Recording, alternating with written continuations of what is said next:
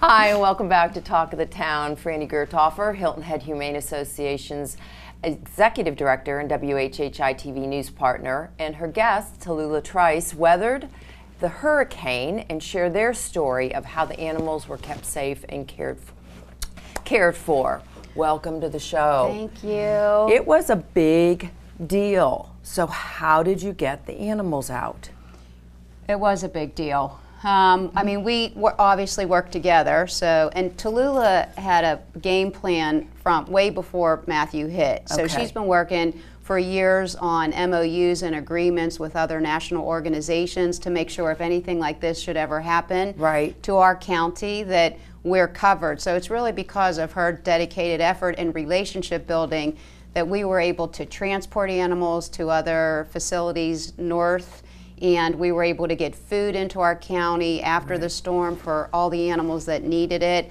And we appreciate the work of other organizations that assisted, but you know, part of the reason why we're here today is because we didn't have an opportunity to get on to a lot of media to just really let people know what was going on. So now this is a great opportunity for us to say, you know, really without this relationship, but without Tallulah and Beaufort County, a lot of what's going on to save so many of these animals, and successfully so, wouldn't have happened without her planning prior to everything. So who were the major players in helping Beaufort County?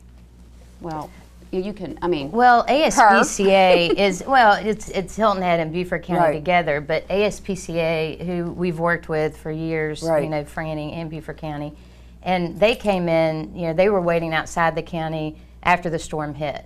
And so they deployed their people in, which was animal control. It's like a support team to assist It's almost Franny. like the National Guard of you know, animals. Yeah, because we had to get Franny up and running because Hilton Head was so hard hit, and we need to get our county facility open and running. And so they brought the support staff from Denver, Tulsa, and they came in and acted like our employees. And then we had animal control because we had, you know, probably over 200 cases of abandonment where we had to break and enter with the owner's permission to save some of these animals as well. Wow. So about how many animals did you actually save?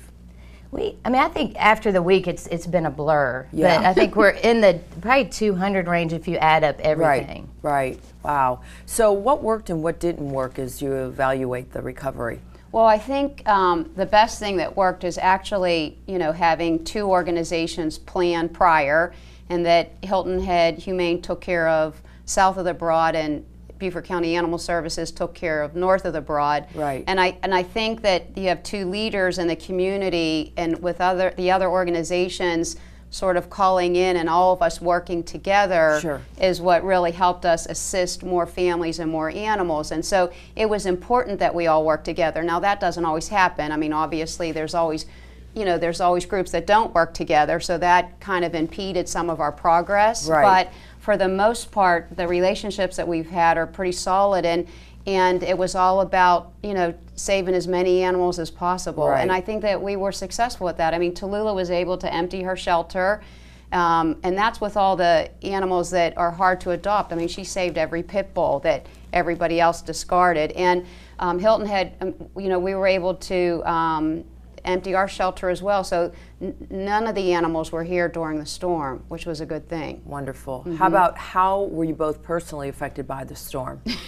Yeah, more than we're you like, care we to don't even want to talk acknowledge, about right? it. Yeah, No, more I mean, than you care to acknowledge. She was oceanfront property. yes, for a while. Yeah, it was so nice for a minute. she had the water rushing through her downstairs, which I thought was appropriate. And I actually living in nature because trees came through my house and opened up my roof, so it was just like lovely. being in it was lovely. So I like was in a wooded area, and she had oceanfront. So we feel like we've stepped up a little bit.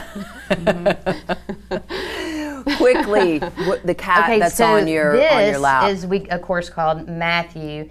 But the Saturday morning, I went out and I couldn't get out of my driveway, but he was actually floating on a pile of seagrass, sopping wet, covered in red ants. You can't really tell. We had to shave off the matting from it. So anyway, he was the first one that was saved, and we assume he belongs to someone because he has a bobtail. He was neutered. And watching the storm surge where I live, it looks like it came from Daltall area or Harbor. river. So we're just trying to get people to say Yeah. if you're missing a bobtail Yeah. cat, because a lot of people haven't called the shelter because they just think they're gone. So, but a okay. lot did survive. Okay, well, thank you both for so much that you did during Hurricane Matthew and all your efforts. And obviously, if somebody recognizes the cat, Yes. Matthew. He's quite large. Yes, he's very large. You can't miss them. Yeah. And I'll see you next month. Yes, thank you. And we'll be right back with Talk of the Town.